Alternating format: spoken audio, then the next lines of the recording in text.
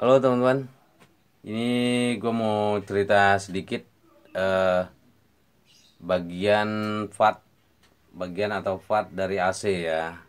Benda aja kecil tapi manfaatnya cukup besar. Jadi vital, kecil tapi vital ya teman-teman. Itu namanya overload. Ini overload teman-teman. Overload. Overload ini adanya di mana posisinya? Posisinya di sini teman-teman nih. Posisinya di atas kompresor ya teman-teman nih. Kompresor ini. Dia di kabel sini, terus di sini biasanya letaknya di atas kompresor ya letaknya. Terus apa fungsi overload ini?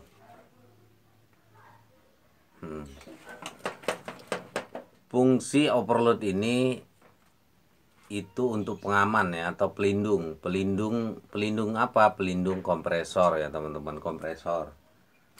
Jadi jika overload ini mendeteksi eh, adanya arus yang berlebih misalkan itu dari lonjakan listrik atau dari eh, voltasenya rendah, tegangan rendah, atau dari kompresor itu sendiri ya, misalkan kompresornya panas berlebih, overheat ya.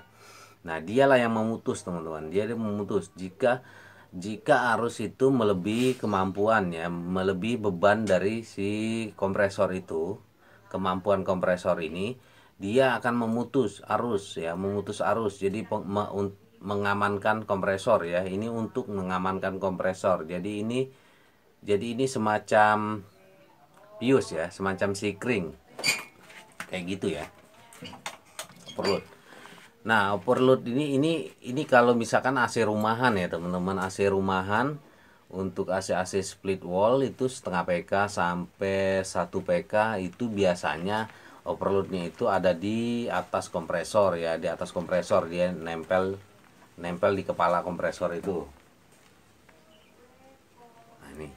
Tapi kalau unit-unit gede misalkan 2 PK, 3 PK sampai ke atas itu biasanya overloadnya itu, kalau 2 PK itu overloadnya internal ya, overloadnya ada di dalam ya.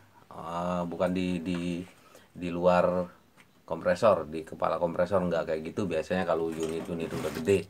Tapi kalau unit-unit kecil setengah PK sampai 1 PK, 1,5 PK, biasanya dia ada di luar, ada di atas kompresor ya. Nah, ini overload ini ada ukurannya teman-teman ya, ada ukurannya.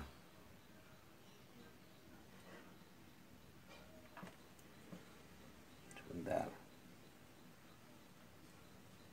Biasanya ada kodenya sih, misalkan setengah PK itu 0,5 HP biasanya, terus atau 3/4 itu 3/4 HP, kayak gitu-gitu kodenya teman-teman. Atau 1 PK itu 1,0 HP bisa gitu. Tapi itu tergantung ini sih, tergantung pabrikan yang buatnya, entah kodenya masing-masing atau dia kode kode khusus sendiri kayak gini nih. B105 160 241C kayak gitu-gitu ya. Tapi di badannya biasa sih ada R106 di badannya atau di atasnya ya. Jadi kodenya itu di badannya atau di atasnya. Tapi kalau teman-teman nggak ngerti, misalkan overload ini rusak, teman-teman nggak ngerti mau beli ya bilang aja, saya mau beli overload AC setengah PK gitu kan. Nanti si toko yang jual spare part ini dia mereka paham lah ya untuk overload setengah PK misalnya gitu. Nah, gimana ciri-ciri overload ini rusak ya? Nah, overload ini juga bisa rusak ya teman-teman.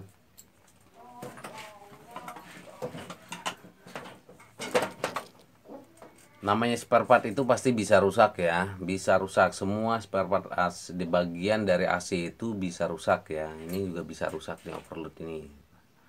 Nah, ciri-cirinya gimana teman-teman? Lihat dari fisik ya. Lihat dari fisik, biasanya kalau misalkan digoncang-goncang gini, digoyang-goyang gini, dia ada suara klotek klotek klotek klotek klotek. Nah, itu biasanya itu besar kemungkinan rusak. Lalu lihat dari sininya teman-teman nih. Ini kan ada plat kayak seng gitu ya, seng. Biasanya kalau dia kebakar, gosong, nah itu biasanya rusak teman-teman ya. Lalu lihat dari ini, skunnya ini, kabel skun ini kebakar apa enggak. Kalau dia kendor biasanya juga sering kebakar ini ya teman-teman. Kalau kendor ngepong ya, kalau ngepong itu juga suka rusak. Nah kalau lalu dilihat dari eh, pada saat outdoor nyala ya, kalau misalkan kipas nyala, si kipas outdoornya nyala tapi kompresor mati, nah itu biasanya eh, ada peran dari sini juga nih, overload. Bisa juga karena overload rusak ya, itu ciri-cirinya. Lihat aja teman-teman, kalau misalkan kipas outdoornya nyala, kompresor mati, bisa jadi ini rusak ya. Nah bisa jadi kompresor overhead panas ya. Lalu ini juga bisa diukur melalui apometer ya, atau multi tester ya, atau tang ampere juga bisa. Ini bisa diukur ya teman-teman. Ini ada nilainya, ada nilai tahanannya ya. Karena ini untuk menahan. Jadi ini ada nilainya, ada kemampuannya. Misalkan overload setengah PK, AC setengah PK dengan AC 1 PK, ya itu beda teman-teman, beda nilai tahanannya ya, karena dia untuk menahan. Misalkan kalau AC setengah PK itu kan wattnya itu rendah, wattnya kecil, agak kecil dari 1 PK. Nah mungkin tahanannya juga agak kecil ya, beda dengan 1 PK, tahanannya agak gede dari sininya ya. Jadi itu ya teman-teman, overload ini bendanya kecil tapi penting ya, penting. Makanya kalau AC teman-teman misalkan nggak dingin, bisa jadi ini juga rusak, bisa bisa menyebabkan AC nggak dingin ya.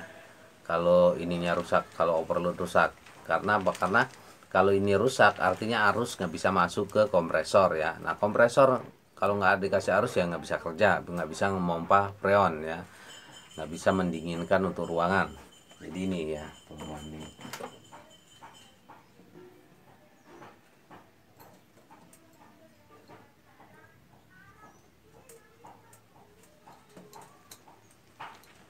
Nah, dia posisinya di kabel ini teman-teman. Kabel ini lalu satu ujung kabel overload ini ke kompresor ya. Ke kompresor. Nah, intinya dia untuk melindungi kompresor ya. Jika di kompresor ada indikasi yang nggak beres, misalkan overhead ampere naik ya. Kalau overhead pasti ampere naik ya. Kalau kompresor panas pasti ampere naik. Nah, kalau ampere naik artinya kalau ampere naik itu, ampere naik dia melebihi kemampuan overload ini ya, melebihi kemampuan overload ini. Nah kalau dia overload ini nggak mampu, dia putus teman-teman, mutusin arus. Karena itu dia mengindikasikan si kompresor ini nggak beres ya, ada yang nggak beres, maka diputuslah sama overload, diamankanlah kompresor ini sama si overload ya, diamankan. Nah, nanti pada saat kompresor udah mulai dingin, artinya ampere udah turun ya, ampere udah turun, kompresor hidup lagi tuh. Si apa namanya, overload eh, menyambungin arus lagi tuh, nyambungin arus ke kompresor lagi, karena dia mendeteksi si kompresor ini udah dingin ya, udah mulai dingin. Udah mulai dingin, ampere udah turun, dia sambungin lagi, tes sambung lagi, tek, biasa ada suara tek gitu ya. Tek ya, kalau tek artinya si overload ini udah ngebuka ya, udah menyambungkan ya, menghubungkan ke kompresor, menghubungkan arus ini ke kompresor. Nah, lalu kompresor hidup. Kalau dia udah nggak overhead, dia akan hidup terus. Tapi kalau misalkan si kompresor ini ternyata pada saat udah dihubungkan itu masih masih overhead, masih panas, dan arus masih berlebih lagi, dia akan memutus lagi teman-teman. Overload ini akan memutus lagi, terus seperti itu terus cara kerjanya ya.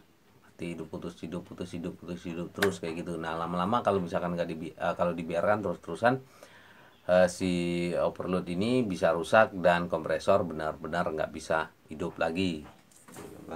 Atau misalkan dari ada yang nggak beres dari PLN, dari listrik ya, dari listrik misalkan tegangan drop sampai misalkan 140, 130 atau 170. Nah, ngedrop tegangan apa, voltase ya, voltase itu tidak stabil, turun. Nah, overload ini juga berfungsi untuk memutus ya, memutus. Dia mengindikasikan bahwa ada yang nggak beres di tegangan, di voltase untuk apa, untuk si kompresor ya, karena kompresor ini nggak bisa kerja di kalau tegangannya voltasenya rendah ya, sangat rendah atau tidak stabil, itu nggak bisa kerja karena standar voltase di kita Indonesia itu listrik itu 220 volt ya. Kalau misalkan dia itu voltase 140, 170, 160, maka overload itu akan memutus juga. Itu nggak bagus untuk kompresor gitu ya. Jadi si overload ini penting ya. Kalau tegangan nggak tegangan drop. Oke teman-teman, gitu aja kali ya. Mudah-mudahan teman-teman bisa paham dengan apa yang gue ceritain. Nanti gue akan cerita lagi, misalkan bagian mana-mana. Teman-teman bisa nanya di komentar ya, bisa nanya. Misalkan, Bang kalau misalkan termis itu untuk apa gitu. Bang kalau misalkan si kompresor itu untuk apa? Nggak apa-apa, silakan tanya. Atau konsultasi apapun tentang AC silakan. Nggak apa-apa.